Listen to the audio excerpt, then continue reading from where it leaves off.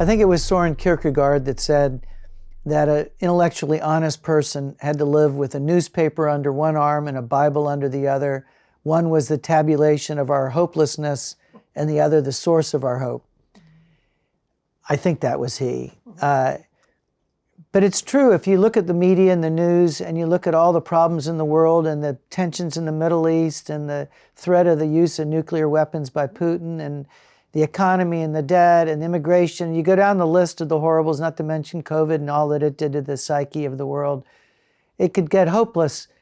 Do you see the world as having a hopeful future? I think each one of us individually has a hopeful future. But I do think we've got to adjust our thinking. And for us older people, we have to say, it's not the same. It's not going to be the same. I was trying to get phone service, and I called, and it's AI.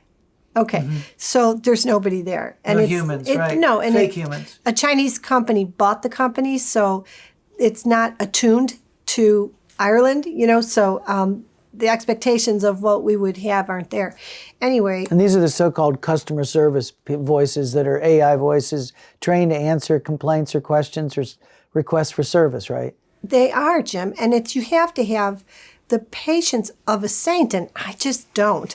And so I changed companies. That was my response. I thought, this is impossible. But I really am proud of myself because I never got that feeling of futility and fury. I just stayed calm and thought, this is how it is now. Change companies and go to one that's giving.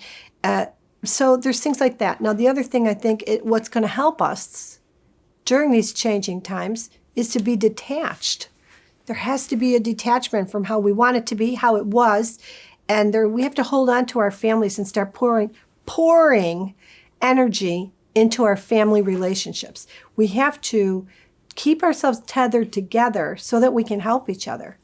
And that, people are fragmented because of the very real moving from city to city and also from the addiction to tech.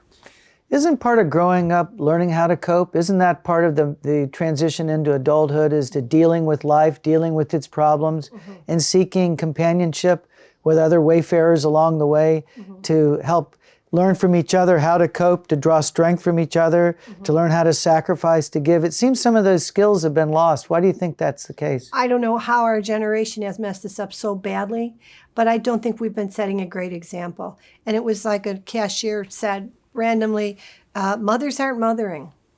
And I think, I don't know, you could complain about everybody. Maybe it's that whole pill. Something to it. It's a mother's little helper. This is how you get through the days, pop that pill. That was Mick Jagger's solution. Yeah. But I'm wondering whether the art of coping is coming back. It seems like individuals recognize they can either learn to deal with this or they despair.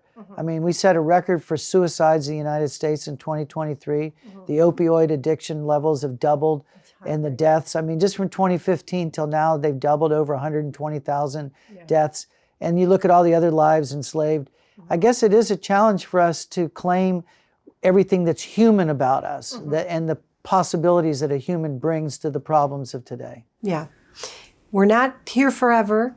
The opioid crisis has to be seen as a disease, a fast-acting disease like aggressive Alzheimer's. I mean, it's a fast-acting disease on people and they're dying from it. So let's be pragmatic and do what we can for each other.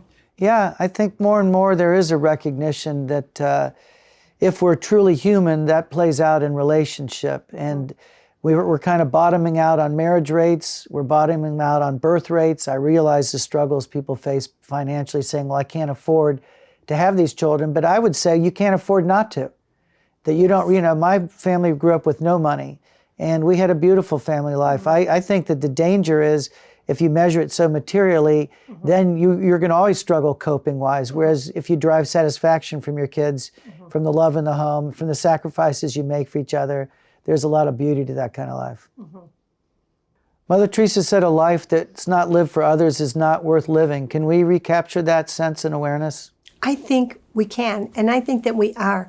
I see it in the young couples, and not everybody's getting married anymore. It seems to be a new phenomenon sweeping that they don't feel the need for this external thing.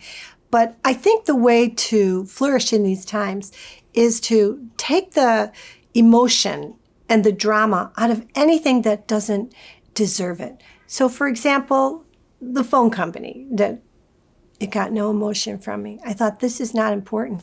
If we can be scrupulous about preserving ourselves from getting cortisol hits every time we watch the news, we'll save that energy for a relationship. And that's where we're going to heal.